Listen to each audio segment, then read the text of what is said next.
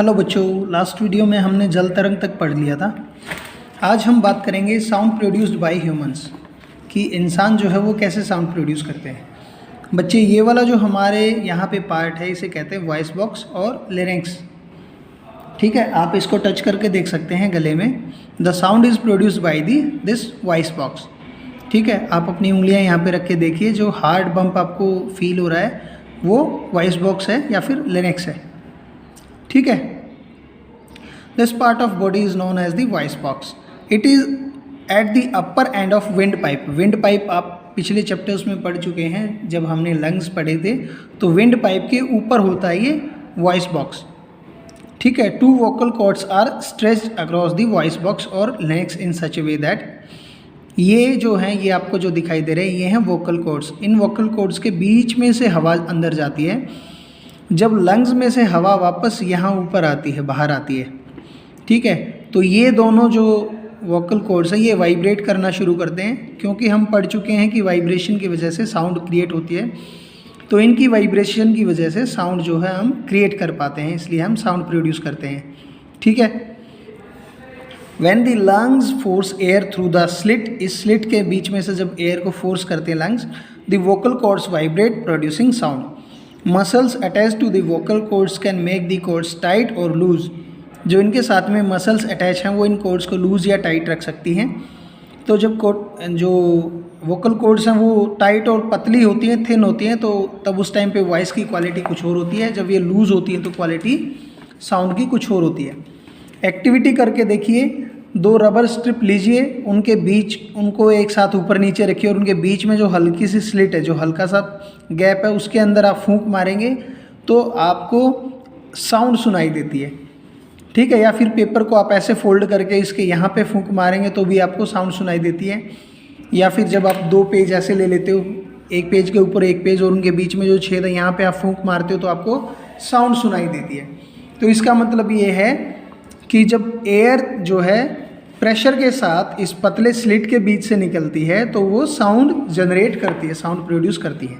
ठीक है, ये वाला इम्पोर्टेंट है। वोकल कॉर्ड्स जो मैन में होता है, मेल में होता है वो 20 mm लॉन्ग होता है, 20 mm उसकी लंबाई होती है। वुमन में वो 15 mm होती है और बच्चों में उससे भी छोटी होती है। इसलिए बच्चों की, वुमेंस की और मैन की जो साउंड है वो अलग अलग होती है। ठीक है बच्चे, sound need a medium for propagation.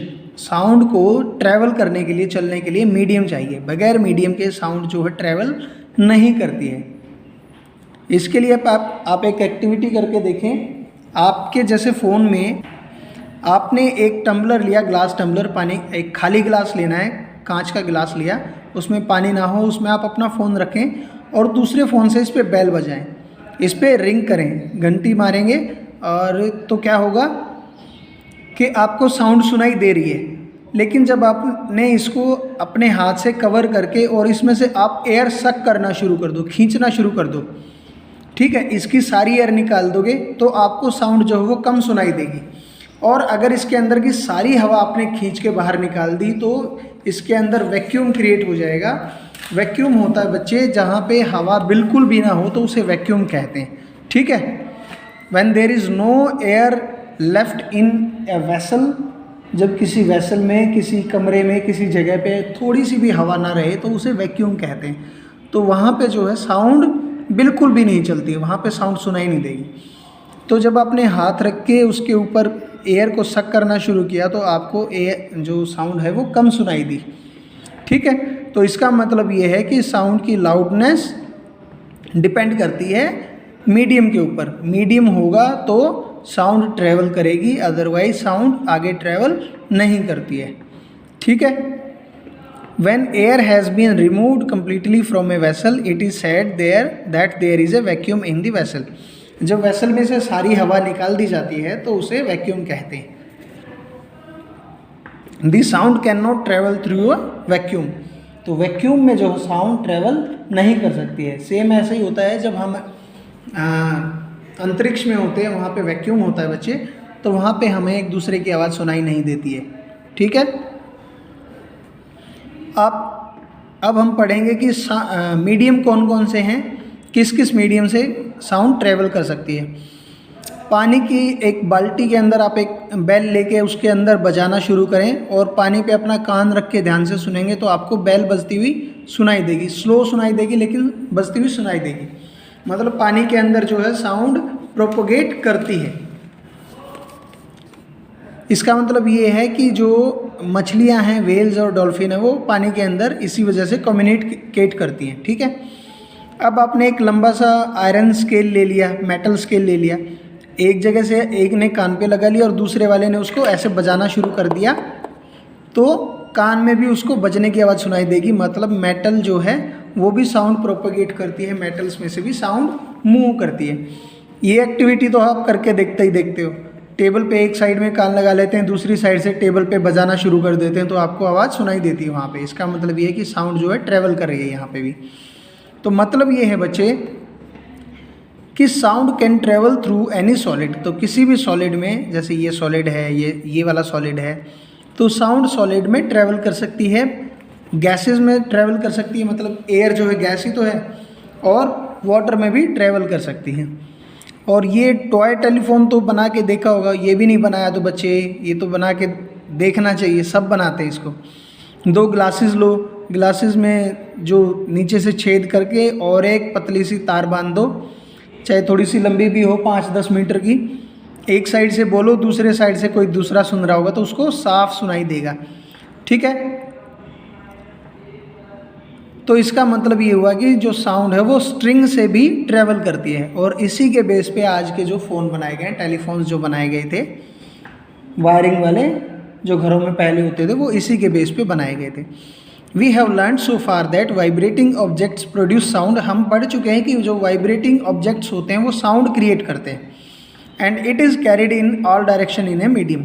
और एक मीडियम में वो साउंड जो है हर जगह जाती है। अब यहाँ ये मतलब नहीं है कि यहाँ से साउंड सिर्फ यहीं जा रही है।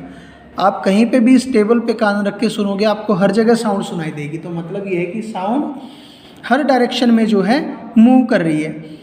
The medium could be A gas, liquid और ए सॉलिड। तो मीडियम गैस भी हो सकती है, जैसे एयर में भी साउंड ट्रेवल करती है, और पानी में भी ट्रेवल करती है, लिक्विड में भी और सॉलिड में भी ट्रेवल करती है।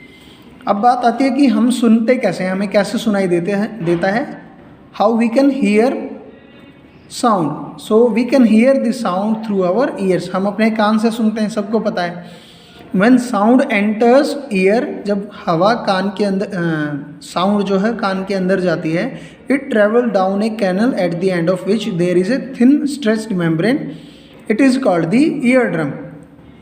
तो साउंड कान के अंदर जाके एक पर्दा लगा हुआ है, खिंची हुई स्ट्रेच्ड मेम्ब्रेन है, जिसे ईयर ड्रम कहते हैं, उस पे जाके स्ट्राइक करती है। ईयर ड्रम बना सकते हो। एक आप प्लास्टिक और टिन कैन ले लो, दोनों साइड से इसको कट कर दो और एक साइड में इसके आपने बैलून बांध देना, रबर बैलून बांध के, टाइटली बांध के, उसके ऊपर गेहूं के या बाजरे के 2-4 दाने रखो और नीचे से इसमें बोलो हरे राम। जोर से 2-3 बार हरे राम ऐसे बोलोगे तो आपको ये जो दाने हैं, ये ग्रेन्स हैं, ये उछलते हुए दिखाई देंगे। इसका मतलब ये है कि यहाँ से आपने साउंड ईयर के अंदर पहुँचाई और ये जो आपकी ये ईयर ड्रम है, ईयर ड्रम पे वाइब्रेशन से ये दाने उछल रहे हैं। सेम ऐसे ही ईयर ड्रम काम करता है। तो साउंड जो है ईयर ड्रम में गई, sound vibration make the ear drum vibrate. ये देखो, ये ईयर ड्रम है, ये आपका ईयर हो गया, यहाँ से साउंड गई यहाँ पे ईयर ड्रम में और यहाँ पे ये जाके वाइब्रेट होता है। यहाँ से फिर साउंड जाती है यहाँ इनर ईयर पे, अंदर वाले कान में जाती है, इसे इनर ईयर कहते हैं। और यहाँ से फिर वो आपके ब्रेन में चली जाती है, जो हमें फिर सिग्नल की फॉर्म में ब्रेन तक पहुँचती है, जो हमें सुनाई देती है एज इट इज़। ठीक है। So that is how we hear. तो ऐसे करके हम सुन पाते हैं। कभी भी अपने कान में पतली नुकीली कोई चीज़ ना डालें। आपका ईयर ड्रम अगर ख़राब हो गया, फट गया, तो फिर आपको कभी भी सुनाई नहीं देगा। तो आज के लिए बच्चों इतना ही। पढ़ाई करते रहें। Bye bye.